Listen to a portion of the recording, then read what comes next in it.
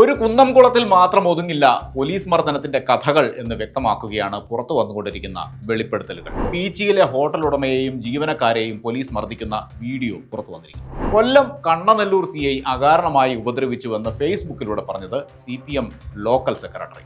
ഏതാനും ദിവസങ്ങൾക്ക് മുൻപ് ഒരു കേസിന്റെ മധ്യസ്ഥത സംസാരിക്കാൻ എത്തിയപ്പോൾ CI ഉപദ്രവിച്ചുവെന്ന് സജീവ് എന്ന ലോക്കൽ സെക്രട്ടറി വെളിപ്പെടുത്തുന്നു. പത്തനംതിട്ടയിലെ CPM പ്രവർത്തകൻ ജയകൃഷ്ണൻ തണ്ണിത്തോട് 2012 തനിക്ക് നേരിട്ട പോലീസ് മർദ്ദനത്തിന്റെ കഥ ഫേസ്ബുക്കിൽ കുറിക്കുന്നു. ചെവിയുടെ ഡയഫ്രം അടിച്ചു പൊട്ടിച്ചുവെന്നും കണ്ണിലും ദേഹത്തും മുളക് സ്പ്രേ ചെയ്തതടക്കം പറഞ്ഞാൽ 10 പേജിലധികം വരുമെന്ന് അദ്ദേഹം പറയുന്നു. മധുബാബു എന്ന ആ പോലീസ് ഉദ്യോഗസ്ഥനെതിരെ അന്നത്തെ പത്തനംതിട്ട SP ഹരിശങ്കർ തയ്യാറാക്കിയ അന്വേഷണ റിപ്പോർട്ടിൽ നടപടി ഉണ്ടായില്ല. അതിന് കാരണവും അറിയില്ല. അതായത് ഏത് മുന്നണി ഭരിച്ചാലും പോലീസിന് ഒറ്റ സ്വഭാവമേ ഉള്ളൂ. കൂത്തുപറമ്പ് സംഭവത്തിൽ പ്രതിഷേധിച്ച താനടക്കമുള്ളവരെ പോലീസ് മർദ്ദിച്ചതിനെ കുറിച്ച് മന്ത്രി P രാജീവ് കഴിഞ്ഞ ദിവസം പറഞ്ഞിരുന്നു.